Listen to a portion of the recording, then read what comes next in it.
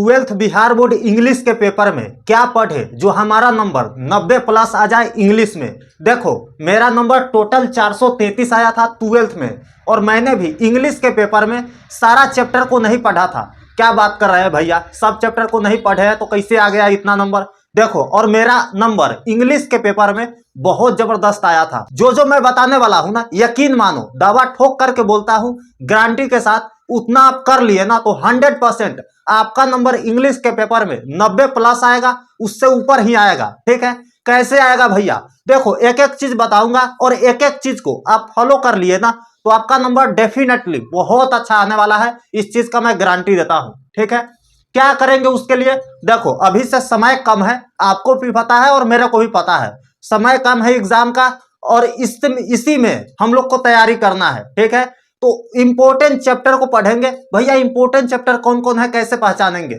देखो जो chapter important है ना, इसको आप इस तरीके से पता लगा सकते हो। हम तो आज बताएंगे ही एक एक चीज, इस तरीके से आप भी पता लगा सकते हो कि क्वेश्चन बैंक जाओ, 10 साल के क्वेश्चन बैंक प्लॉट करके देखो और पता लगाओ कौन से चैप्टर से सबसे ज्यादा प्रश्न पूछा गया है। ठीक है, अब भैया आपके रहते हुए हम 10 साल का क्वेश्चन बैंक पलटे, आप किस लिए है आप बता दीजिए ना। तो देखिए, इसके लिए मैंने 2-3 घंटे लगातार मेहनत किया है क्वेश्चन बैंक में, तब जाकर के इसको लाया है। ठीक है, तो बहुत इंपॉर्टेंट वीडियो होने वाला हूं और एक एक चीज समझाऊंगा। तो आइए देख लेते हैं हमारा प्रोज सेक्शन में कौन सा चैप्टर इंपॉर्टेंट है।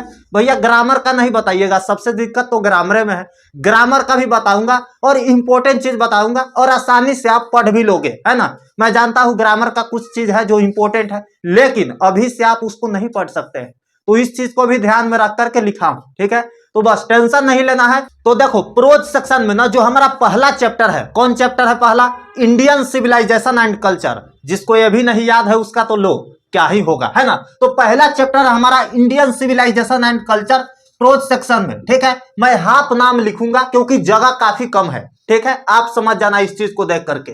तो देखो Indian civilisation and culture is the most important chapter in your book, तो इसको आप मत छोड़ना, इसको 100% करके जाना। ठीक है, दूसरा चैप्टर कौन है आप बताइए, दूसरा चैप्टर कौन है।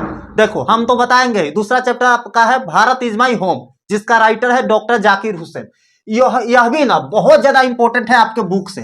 भैया इससे कितना नंबर का पूछा जाता है ये बता दीजिए ना। तो देख ना मेरे भाई, जो चैप्टर बताने वाला हूं ना वो इंपॉर्टेंट ही है ना, इंपॉर्टेंट चैप्टर है। मैं प्रोज सेक्शन से बताऊंगा 6 चैप्टर, ठीक है, जो इंपॉर्टेंट है, और पोएट्री सेक्शन से बताऊंगा 7 चैप्टर जो बहुत ज्यादा इंपॉर्टेंट है। ठीक है, तो देखो एक एक गौर से। तीसरा जो हमारा है, तीसरा चैप्टर नहीं है, तीसरा नंबर पर है। ठीक है, अ पिंच ऑफ स्नफ, बहुत इंपॉर्टेंट चैप्टर है। ठीक है, अ पिंच ऑफ स्नफ, इसको करके जाना, नानू काका वाला है ना, एक चुटकी खैनी, बहुत मजेदार कहानी है, इसको हर हाल में करके जाना, बहुत ज्यादा प्रश्न इससे पूछे जाते हैं। भैया आगे बताइए ना। देखो चौथा जो हमारा है, ठीक है, द आर्टिस्ट है ना, सेबी वाला द आर्टिस्ट, बहुत इंपॉर्टेंट चैप्टर है, बहुत ज्यादा प्रश्न इससे पूछे जाते हैं। भैया ऑब्जेक्टिव भी पूछा जाता है, हाँ मेरे भाई ऑब्जेक्टिव भी पूछा जाता है। और एक चीज, मेरा नंबर के पीछे का एक राज और है जो मैं लास्ट में बताऊंगा इस वीडियो को। देखो इंग्लिश पेपर में बस ऐसे सोल्व कर देना,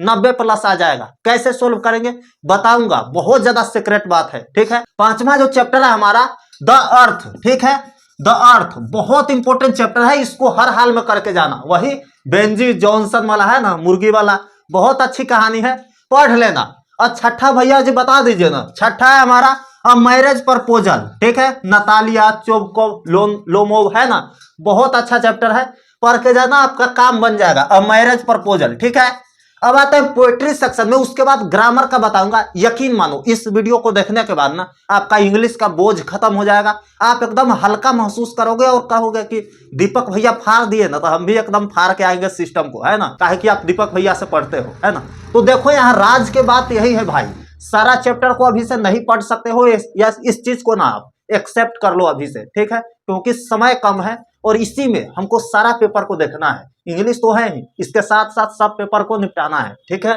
तो आते हैं पोएट्री सेक्शन में। पोएट्री सेक्शन में पहला चैप्टर है हमारा sweetest love I do not go, है ना, सच्चा प्यार कभी जुदा नहीं होता है।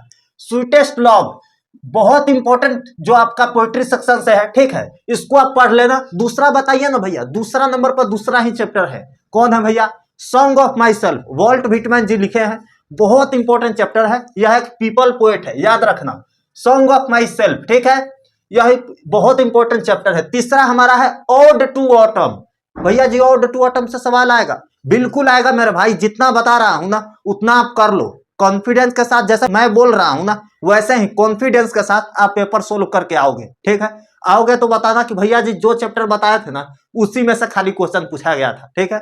और तो और एक चीज और मैं बता देता हूं, जितना चैप्टर मैं प्रोज सेक्शन और पोइट्री सेक्शन में बता रहा हूं ना, मोस्ट ऑफ द समरी इसी चैप्टर से रहने वाले हैं। ऐसा है भैया, बिल्कुल इसी चैप्टर से समरी पूछे जाते हैं, क्योंकि फेमस भी तो यही चैप्टर है ना। तीसरा हमारा ओड टू ऑटम है, आपने देख लिया होगा। चौथा है एन एपिताफ, ठीक है, एन एपिताफ बहुत इंपॉर्टेंट चैप्टर है, इसका पढ़ लेना, वोल्टर डेलामेयर जी लिखे हुए हैं, ठीक है। पांचवा हमारा है द सोल्जर, ठीक है, द सोल्जर बहुत इंपॉर्टेंट है, सोल्जर पढ़ ही के जाना। यहाँ पे रूपर्ट ब्रोक एक पेट्रियोटिक पोएट है, ठीक है, पढ़ के जाना, वॉर पोएट भी बोलते हैं इनको। बहुत ज्यादा इंपॉर्टेंट चैप्टर है, ठीक है, बहुत ज्यादा प्रश्न पूछे जाते हैं। अब छठा जो और सातवां है ना, इसका तो मत ही पूछो, हर साल इससे क्वेश्चन आए हुए हैं, आप प्लॉट करके देख लो, ठीक है। कौन है भैया जी? मेकाविटी द मिस्ट्री कैट।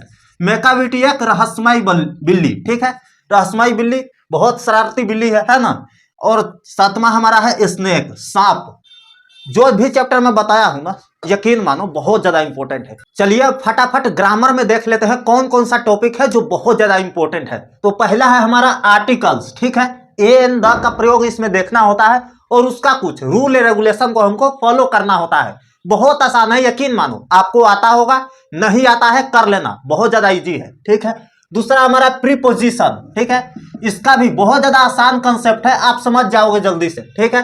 टेंस है हमारा, बहुत इजी है, आप पढ़ लोगे, पीछे भी आपने पढ़ा होगा, बहुत इजी कंसेप्ट है, अच्छे से समझ में आ जाएगा। भैया जी ये सबसे पूछा जाएगा क्या? हाँ मेरे भाई 60 वो ऑब्जेक्टिव ना आपके ग्रामर से आते हैं, मैं क्यों बता रहा हूँ, आपको सब पता है, आप मास्टर हो इस चीज में, है ना, सारा कुछ मैंने ऑलरेडी भी बता दिया है, तो इसको बताने का जरूरी नहीं है। 60 वो ग्रामर से आपसे पूछे जाएंगे, जिसमें ये टॉपिक्स है ना बहुत ज्यादा क्वेश्चन आपसे मुलाकात करेगा, है ना। तो देखो टेंस हम कर लेंगे, active to passive and passive to active voice, ठीक है, वॉइस को आप पढ़ लेना, बहुत ज्यादा इंपॉर्टेंट है। पांचवा हमारा है सिंटैक्स।